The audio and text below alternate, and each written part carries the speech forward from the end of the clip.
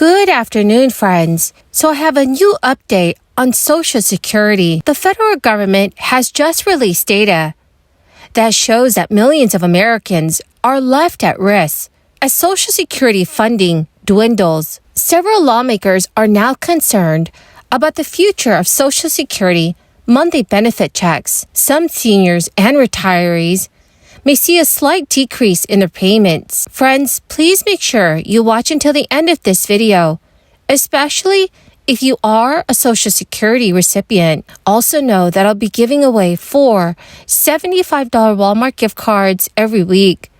Please enter these giveaways by clicking and liking several of my videos, and then comment below the keyword of each video that you watch.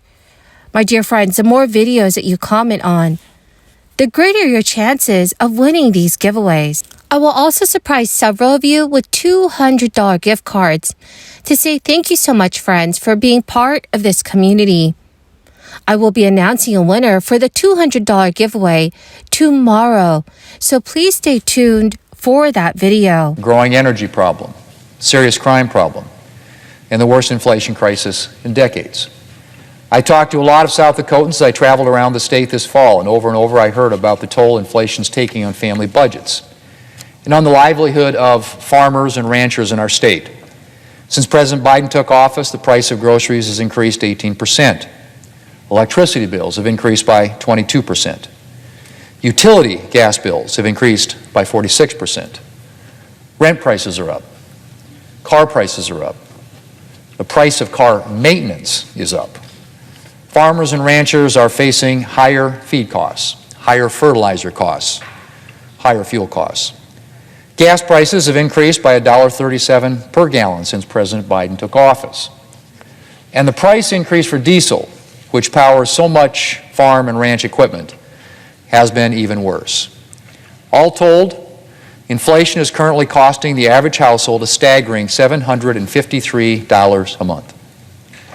$753 each month. Americans can't afford that. It's no wonder that inflation topped the list of issues that Americans were concerned about when they went to the polls, or that 76% of voters rated the economy negatively. Regardless of who's in charge over the next 2 years, Congress needs to spend its time focused on real solutions to our inflation crisis and the other challenges facing our country.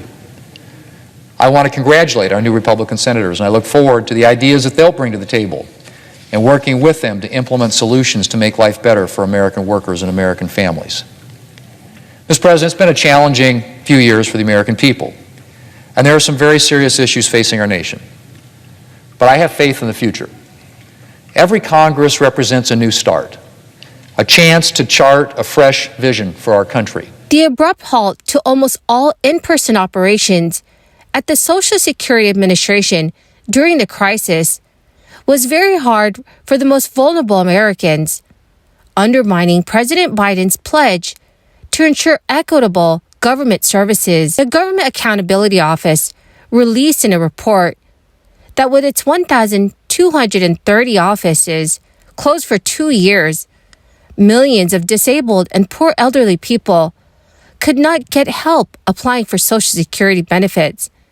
And for many of them, there was no online option. The lack of access caused disability claims to plummet, and claimants who did apply were confronted with still lingering delays in getting their cases reviewed. The agency's continued struggles 7 months after reopening its field offices to the public prompted many auditors to conclude that it may continue to face challenges delivering services to those populations who are most in need of them.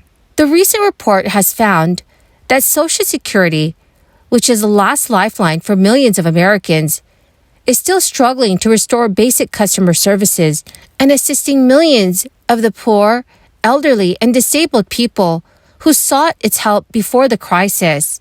Lawmakers, including Representative John Larson and Representative Danny Davis, concluded that the agency, weakened by years of budget cuts and thousands of staff departures in recent years, must be more adequately funded to restore customer service and improve its outreach. Since the start of this year, consumers have been forced to spend more on everything, from housing to transportation to groceries. And for those largely limited to a monthly check from Social Security, it has been a real strain. The good news about rampant inflation is that it's fueling Social Security's largest cost of living adjustment in decades. In 2023, Social Security benefits will rise by 8.7%. That is a major increase compared to 2022's COLA of 5.9%. The average monthly Social Security benefit right now is $1,681. But once next year's COLA takes effect, that average benefit is expected to rise to $1,827. Just as importantly, the cost of Medicare Part B is not rising for the first time in years. In fact, it is going down. So seniors who are enrolled in Medicare and Social Security should get to keep that raise in full.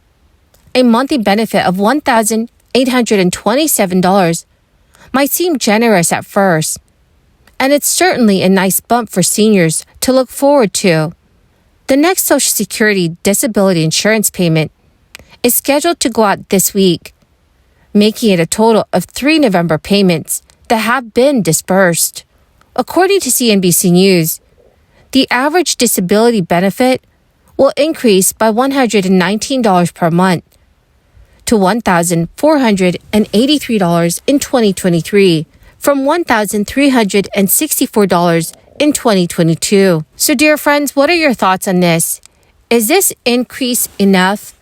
Please let me know your thoughts in the comments section below. Friends, the keyword for this video is Elk River.